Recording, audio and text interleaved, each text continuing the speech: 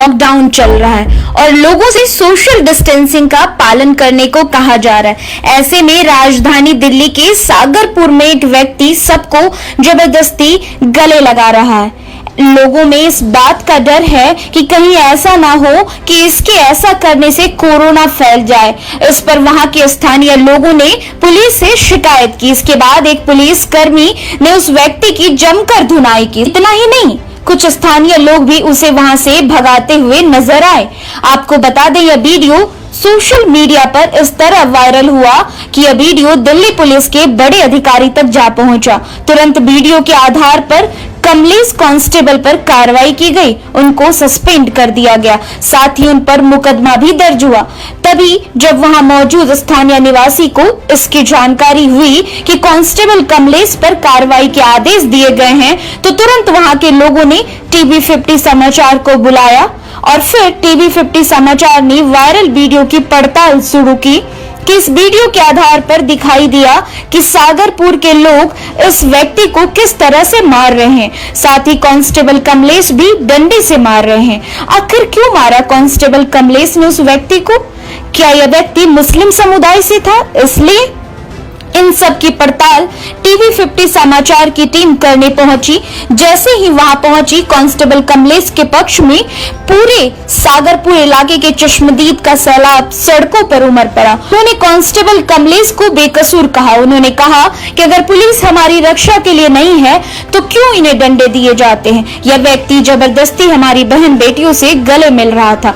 यहाँ तक कि शर्मसार करने वाला मामला सामने दिखाई दिया जब एक महिला चश्मदीद ने कहा कि यह व्यक्ति जबरदस्ती हमारे गले मिलने लगे। अगर मौके पर कांस्टेबल कमलेश ना आते तो क्या होता? हमें कमलेश जैसे पुलिस अधिकारी पर गर्व है कि उन्होंने हमारा साथ दिया। साथ ही कुछ लोगों ने यहाँ तक कह दिया कि अगर कोई किसी की माँ बेटियों को छेड़ता है तो क्या किसी पुलिस अधिकारी को परमिशन लेनी पड़ेगी?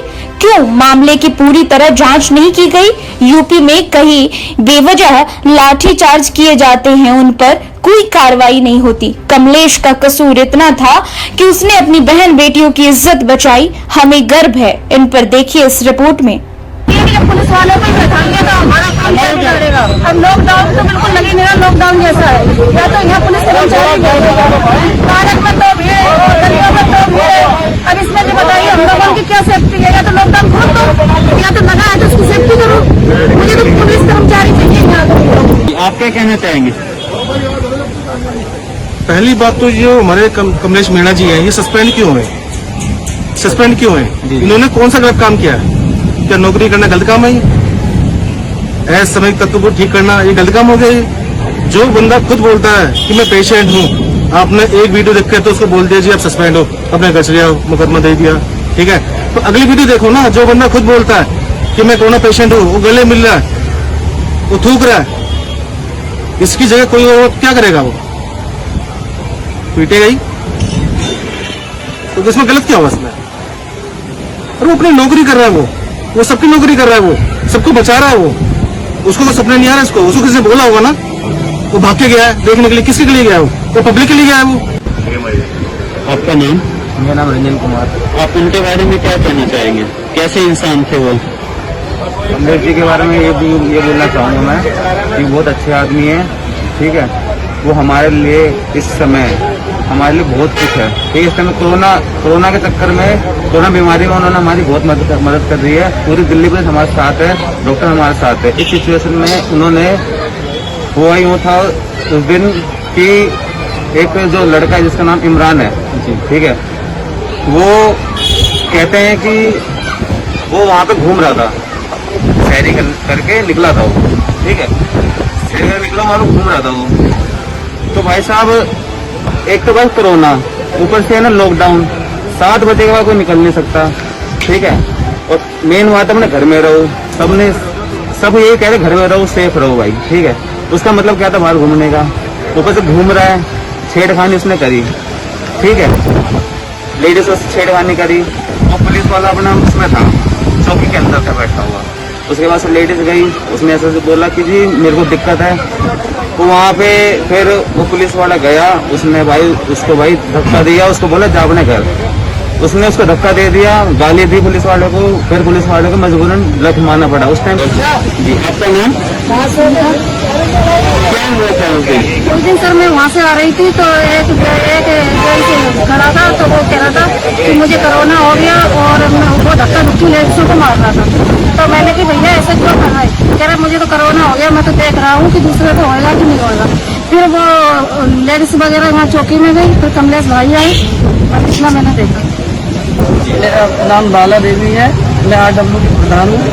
बाकी मुझे लोगों ने बताया वो कुछ हरकतें ऐसी कर रहा था जो मतलब कोई पत्ते मतलब खा रहा था, कोई थूक रहा था किसी के ऊपर, कभी पैर छू रहा था एक लेडीज के। तो ये कह रहा था देखो मैं तो जाऊंगा ही, मैं 10 को लेके जाऊंगा साथ में। तो उसको 2 बंदों ने बोला, जैसे मुझे बताया उन्होंने, भाई तू ऐसा क्यों कर रहा है?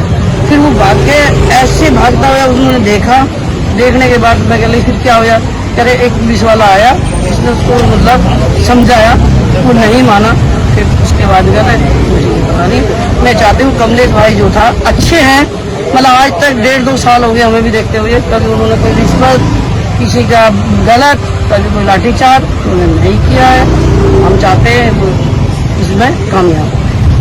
तो आप क्या चाहते हैं कि कमलेश जी को दोबारा वापस लाया जाए? बिल्कुल हमारी इच्छा यही है वे वापसी आए, मतलब अच्छे विचार, अच्छे आदमी है। मतलब कभी उन्होंने कभी किसी का लाठीचार्ज, कभी कोई गलत नहीं किया है। मतलब मैंने देखा नहीं, पर मैंने उनके साथ 1.5-2 साल मतलब साथ में रहा। आपसे उस दिन सुबह 7-7:30 का टाइम था, मैं दूध लेने आया था। उस वक्त मैंने देखा एक बंदा पार्क के अंदर खड़ा गया था, मुझे कोरोना हो रहा है और मैंने इसकी दवा तैयार कर ली है।